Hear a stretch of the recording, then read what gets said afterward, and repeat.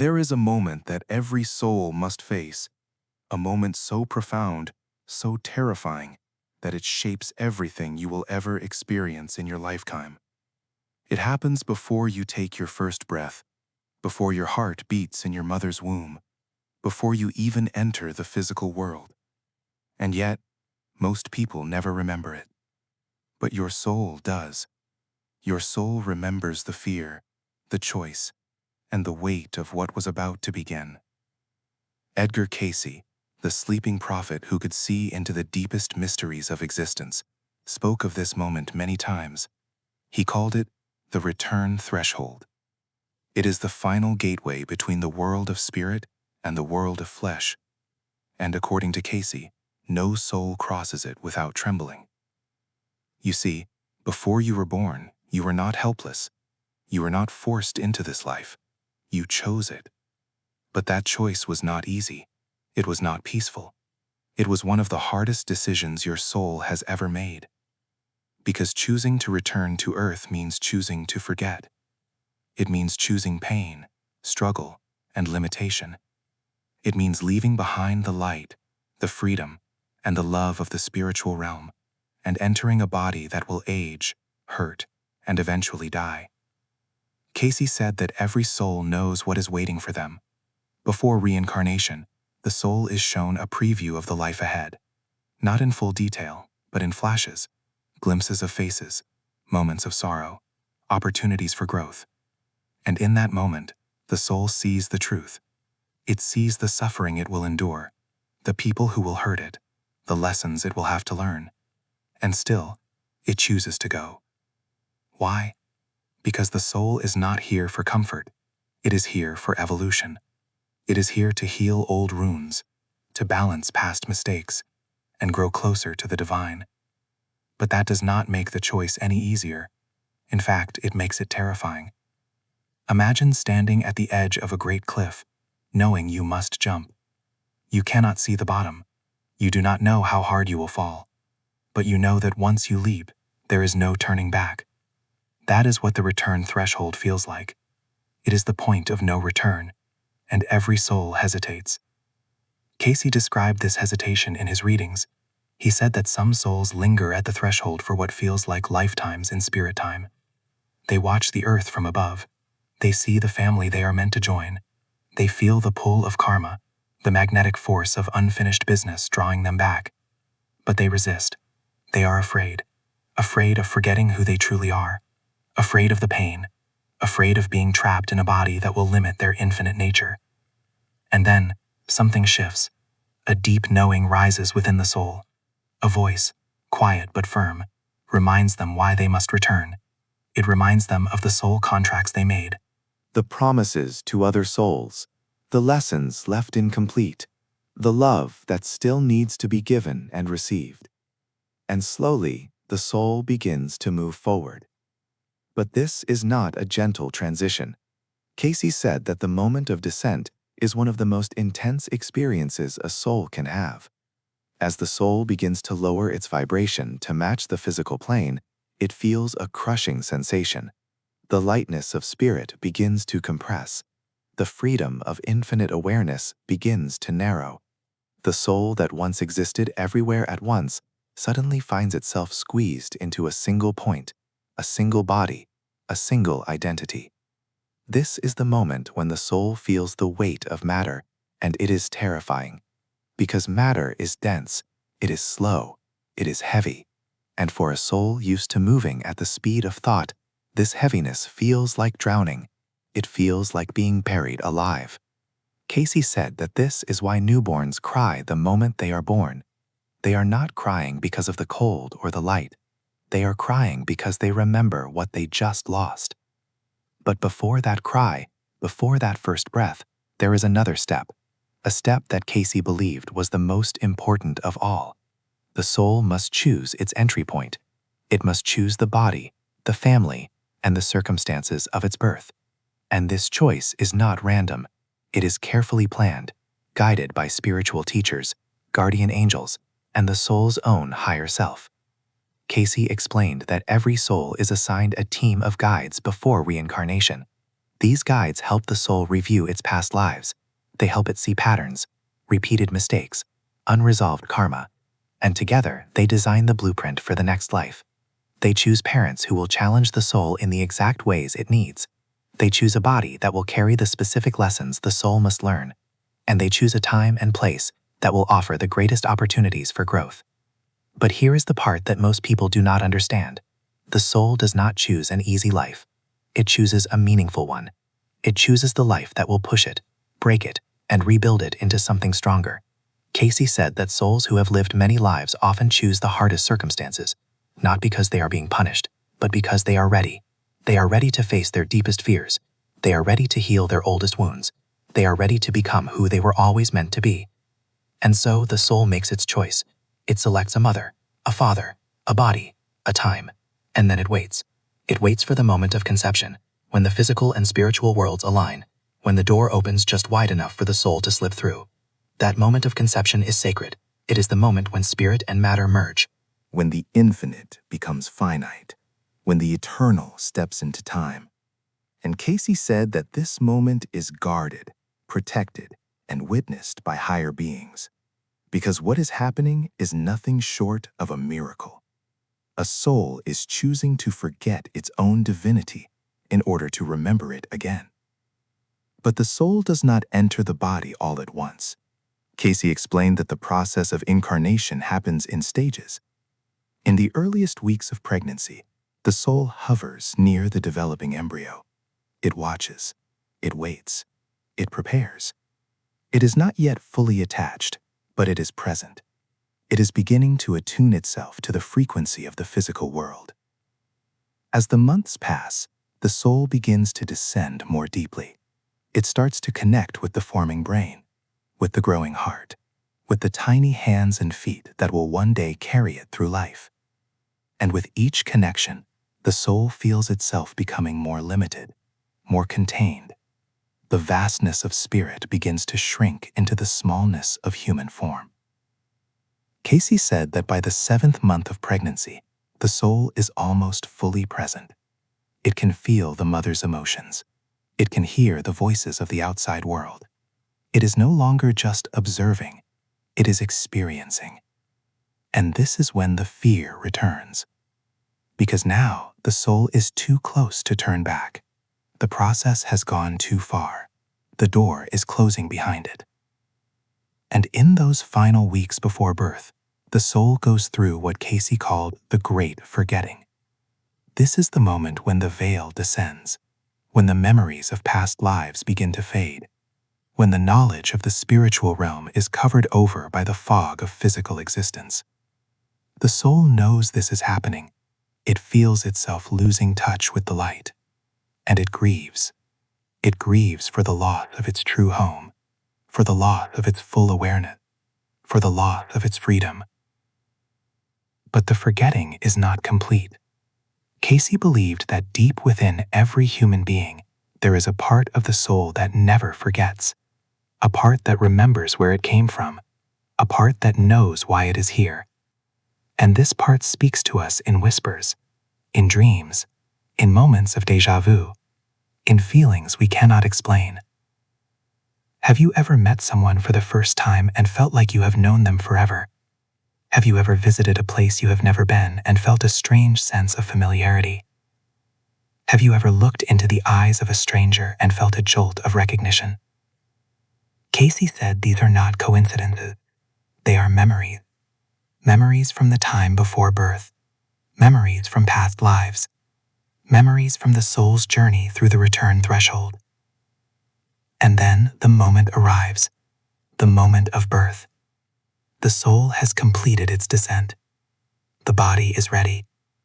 The mother's body begins to labor, and the soul is pushed forward. There is no more waiting, no more hesitation.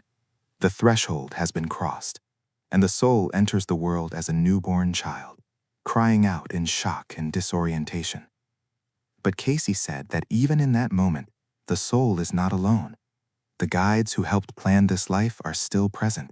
The guardian angels who watched over the soul's descent are still nearby. And the higher self, the truest part of the soul, is still connected, still watching, still guiding from beyond the veil. This is why children are so pure, so open, so connected to things adults cannot see, because they are still close to the threshold. The veil has not fully thickened yet. They still remember, in some deep and wordless way, where they came from. And as they grow, as they learn to speak and think and reason, the forgetting becomes stronger. The physical world takes over, and the soul settles into its new identity. But the soul never stops yearning. It never stops searching. It never stops feeling that quiet ache, that sense of homesickness for a place it cannot name. Cayce said this is why so many people feel lost, why so many people feel like they do not belong, why so many people look up at the stars and feel a longing they cannot explain. Because deep down, the soul remembers. It remembers the light. It remembers the freedom, and it wants to go back. But it cannot. Not yet. Because the work is not done. The lessons are not complete. The karma is not balanced. And so the soul stays. It lives. It loves. It suffers. It learns. And slowly, lifetime after lifetime, it grows. It heals. It evolves. Until one day it will no longer need to return. One day it will cross the threshold for the last time, and it will finally be free. But until then, the soul must endure. It must face the challenges it chose. It must walk the path it designed. And it must trust that every moment of pain, every moment of confusion, every moment of fear is leading it somewhere greater, somewhere divine. Cayce taught that the return threshold is not just a place, it is a test of courage, a test of faith, a test of the soul's commitment to its own growth, and every soul that chooses to cross it is a warrior, a brave and beautiful warrior who dared to leave the light in order to bring the light into the darkness. So why do we not remember this? Why do most people live their entire lives without knowing about the return threshold, the choice they made, or the fear they faced before birth? Cayce said it is because the veil of forgetting is necessary. If we remembered everything, we would not be able to fully experience this life. We would be too distracted by the past, too focused on what we left behind, too tempted to give up when things get hard. The veil allows us to be present. It allows us to immerse ourselves in the human experience, to feel deeply, to love fully, to learn without the burden of knowing how many times we have already tried and failed.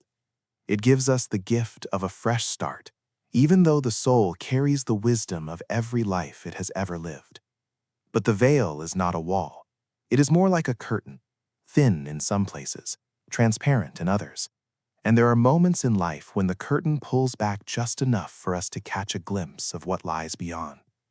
Cayce said these moments are not accidents. They are reminders. Reminders from the soul to the conscious mind that there is more to this existence than what we can see and touch. Déjà vu is one of those reminders. That strange feeling that you have lived this exact moment before, that you have stood in this exact place, said these exact words, felt this exact emotion. Cayce believed déjà vu is not a glitch in the brain. It is a moment when the soul recognizes something it planned before birth, a marker along the path, a signpost that says, you are exactly where you are supposed to be. Pre-birth anxiety is another reminder, that deep, nameless fear that some people carry from childhood. The fear of being alone, the fear of not enough, the fear of failing at something important. Cayce said this anxiety is not irrational. It is the echo of the fear the soul felt at the return threshold, the fear of forgetting, the fear of losing itself, the fear of not completing what it came here to do. And then there are the dreams where you are flying, where you are weightless and free, where you exist in places that do not follow the rules of the physical world. Cayce said these are not just random images created by the sleeping brain. They are memories of the soul's true nature, memories of the time before the body, memories of the threshold. But the most powerful reminder of all is love. Cayce taught that love is the language of the soul. It is the one thing that survives the veil of forgetting. It is the one thing that connects us across lifetimes. When you meet someone and feel an instant bond, Cayce said it is because your souls made a contract before this life began. You promised to find each other, to help each other, to love each other through the challenges you both chose. And when you lose someone you love, when grief tears through you like a storm, Cayce said it is because your soul remembers what your mind has forgotten. It remembers that separation is temporary, that death is not the end, that the soul you are grieving has simply crossed back over the threshold you both once stood at together. And one day you will stand there again, and you will choose whether to return once more or to finally rest in the light. This is why Cayce's teachings bring so much comfort to those who are suffering, because they remind us that nothing is random, nothing is meaningless. Every person we meet, every challenge we face, every moment of pain, and every moment of joy is part of a plan that we helped create. We are not victims of a cruel and chaotic universe. We are souls on a mission. And even though we do not remember choosing this mission, we can trust that we chose it for a reason. So what does this mean for you? What does it mean to know that you stood at the return threshold and chose this life? It means that you are braver than you think. It means that you are stronger than you feel. It means that everything you are going through right now, no matter how hard, no matter how painful, is something your soul believed you could handle. And not just handle, but grow from, transform from, become someone greater because of. It means that when you feel lost, you are not. You are exactly where your soul intended you to be. When you feel broken, you are not. You are being rebuilt into something more beautiful. When you feel alone, you are not. Your guides are with you, your higher self is with you, and every soul you have ever loved is still connected to you, even across the veil. Cayce said that the return threshold is not just a place we cross before birth, it is a place we can visit in meditation, in prayer, in moments of deep stillness. When we quiet the mind and listen to the soul, we can touch that space between worlds. We can remember, just for a moment, who we really are. And in that remembering, we find strength, we find peace, we find purpose. So take a moment now, close your eyes if you need to, breathe deeply, and ask your soul to show you why you are here. Ask it to remind you of the courage it took to cross the threshold. Ask it to help you trust the plan, even when the plan is hard to see, because your soul knows, it has always known, and it is waiting for you to remember. You chose this life. You chose this body. You chose these people. You chose these struggles, not because you wanted to suffer, but because you wanted to become. You wanted to heal. You wanted to love. You wanted to grow into the fullest, brightest version of yourself. And that is exactly what you are doing, whether you realize it or not. So the next time you feel that strange ache of homesickness, that longing for something you cannot name, do not push it away. Let it remind you. Let it remind you that you are not just a body walking through a random life. You are a soul on a journey, a soul that was brave enough to forget so that it could remember, brave enough to fall so that it could rise, brave enough to cross the return threshold and face the unknown. And when your time in this life is complete, when your body grows tired and your soul is ready to return home, you will cross that threshold again. But this time, you will not be afraid, because you will have done what you came here to do. You will have loved, you will have learned, you will have grown, and you will be welcomed back into the light as the hero of your own story. Until then, trust the journey, trust the plan, trust the soul that chose this life, because it knows exactly what it is doing, and it believes in you more than you could ever imagine.